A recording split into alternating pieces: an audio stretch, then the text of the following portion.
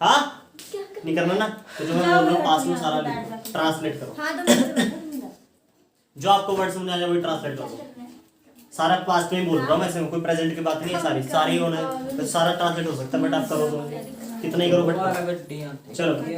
तो बांग्लादेश को बनाया हमारी इंदिरा गांधी ने, किसको बनाया था बांग्लादेश को, किससे छीना था बांग्लादेश को, छीना था पाकिस्तान, उस समय इसका नाम था पूर्वी पाकिस्तान, ठीक है। जब इंदिरा गांधी ने इसको बनाया 71 में, इसका नाम रखा गया बांग्लादेश, 71 में बांग्लादेश नाम चेंज किया।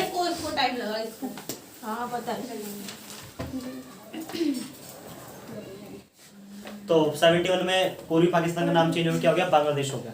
जब बांग्लादेश हुआ तो पहला प्रधानमंत्री जो बना बांग्लादेश का हुआ था शेख मुजीबुर रहमान। ये वही रहमान है जिसको पाकिस्तान उठाकर ले गई थी, पाकिस्तान गिरफ्तार कर लिया था। तो इंदिरा गांधी ने शिमला समझौते में छुड़वाया था शेख मुजीबुर रहमान को। तो शेख मुजीबुर रहमान ने इंदिरा गांधी के सामने 3 बातें रखी थी, उनको बोला था कि आप उनके सामने 3 प्रस्ताव रखे थे शेख मुजीबुर रहमान ने कि मैडम देखो मुझे बनाओ किसका प्रधानमंत्री बनाओ बांग्लादेश का, मैं 3 काम करूंगा। तो इंदिरा गांधी ने बोला बताओ। तो शेख मुजीबुर रहमान ने बताया कि देखो मैं आपको लोकतंत्र लाऊंगा, समाजवाद लाऊंगा और यहाँ पर लोगों के लिए काम करूंगा, धर्मनिरपेक्ष रहेगा, समाजवाद, धर्मनिरपेक्ष और लोकतंत्र, 3 चीजें यहाँ पर लागू करूंगा, ठीक है। जैसे बांग्लादेश के सामने शेख मुजीबुर रहमान ने 3 प्रस्ताव रखे थे कि मैडम मुझे प्रधानमंत्री बनाओ क्योंकि मैं बांग्लादेश में आकर 3 चीजें लागू करूंगा। इंदिरा गांधी किसके सपोर्ट में थी, लोकतंत्र के सपोर्ट में, समाजवाद के सपोर्ट में, धर्मनिरपेक्ष, क्योंकि हमारे देश में धर्मनिरपेक्ष और लोकतंत्र, ठीक। तो शेख मुजीबुर रहमान ने भी हमारी मैडम के सामने यही प्रस्ताव रख दिए। तो क्या किया, मैडम ने प्रधानमंत्री इसी को बना दिया शेख मुजीबुर रहमान को। 71 में पहला फर्स्ट प्राइम मिनिस्टर कौन बना, शेख मुजीबुर रहमान, पहला first prime minister Sheikh Mujibur Rahman बना, ठीक है। जैसे ही शेख मुजीबुर रहमान बना 4 साल तक बिल्कुल सही चला, 4 साल तक बिल्कुल सही चला, वही 3 चीजें लागू करी, धर्मनिरपेक्ष, लोकतंत्र, समाजवाद। 75 में उसका दिमाग पता नहीं किस साइड चला गया, हमें भी नहीं पता, तानाशाही पर उतर आया। भाई साहब ने संविधान में ये लिखवा दिया कि अब से संसदीय प्रणाली नहीं रहेगी, अब से अध्यक्षात्मक प्रणाली रहेगी और बांग्लादेश में जितनी भी सारी पार्टियां वो सारी खत्म हो जाएंगी, सिर्फ एक पार्टी चलेगी जो खुद की आवामी लीग उसकी थी वो रहेगी। ये बोला शेख मुजीबुर रहमान ने। अब लोकतंत्र कहाँ होता है, जहां पर संसदीय प्रणाली होता है, जहां पर बहुत सारी पार्टियां होती है, जहां पर पार्टियां खत्म, जहां पर तो वहां पर लोकतंत्र तो ऑलरेडी खत्म ही रहना, तो लोकतंत्र खत्म कर दिया शेख मुजीबुर रहमान ने और सारी की सारी शक्तियां अपने हाथ में ले ली, पार्टियां खत्म कर दी, ठीक है। और जितनी भी पार्टी सबको खत्म कर दिया और अध्यक्षात्मक प्रणाली पर आ गया। अध्यक्षात्मक मैंने बताया था क्या होती है, अध्यक्षात्मक प्रणाली में होता है कि सारी शक्तियां राष्ट्रपति के हाथ में रहती है, राष्ट्रपति के हाथ में जाती है, सारी की सारी शक्तियां राष्ट्रपति के हाथ में आ गई और खुद को राष्ट्रपति घोषित कर लिया शेख मुजीबुर रहमान ने। पहले पीएम बना था, फिर खुद को राष्ट्रपति घोषित कर लिया, कि सारी पार्टियां खत्म होगी और अध्यक्षात्मक प्रणाली बना ली, सारी पावर अध्यक्षात्मक में आ गई। अच्छा, जब ये 75 में तो वहां की सेना को इंटरफेयर करना पड़ा, सेना को बीच में आना पड़ा, ठीक है, सेना को बीच में आना पड़ा। तो जल्दी फास्ट सेना बीच में आई तो क्या किया, शेख मुजीबुर रहमान रात को खाना खा रहे हैं, बिल्कुल अपने घर में खाना खा रहे हैं, पाकिस्तान की सेना आ गई। उस समय जो सेना में था वो था जनरल जियाउर रहमान, जनरल जियाउर रहमान। ये आया कौन, शेख मुजीब खाना खाना अपनी पूरी फैमिली के साथ, ठीक है, घर में एंटर हुए। जब जैसे घर में पूरे घर को घेर लिया, देखते देखते पूरे घर को घेर लिया, किसने, उसकी सेना ने सब पूरे घर को घेर लिया और जियाउर रहमान सीधा अंदर एंटर हुए और वहां पर शेख मुजीबुर रहमान खाना खा रहे थे।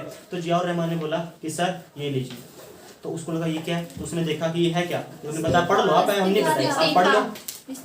तो शेख मुजीबुर रहमान पढ़ने लगा। शेख मुजीब जब पढ़ा तो उसको गुस्सा आ गया, उसने बोला ये क्या बदतमीजी है, ये क्या बदतमीजी है। तो उसने बोला देखो सर बदतमीजी भी तो हम उतर आए, अब आपके लिए लास्ट अल्टीमेटम ये है कि आप 2 मिनट में इसके ऊपर साइन कर दो, नहीं तो हम 1 मिनट में आपको यहाँ पर खत्म कर देंगे। तो शेख मुजीब गुस्से में आ गया, उसने बोला मैं अभी फोन करता हूँ। कह रहा सर फोन रहने दो, कोई नहीं आने वाला।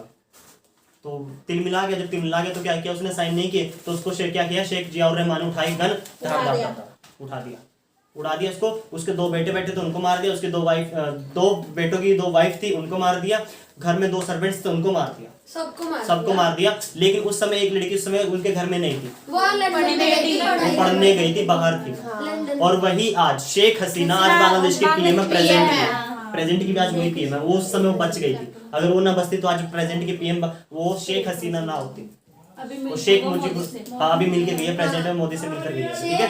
हसीना, शेख हसीना मुजीबुर रहमान की पोती है, हाँ, तो वो मिलकर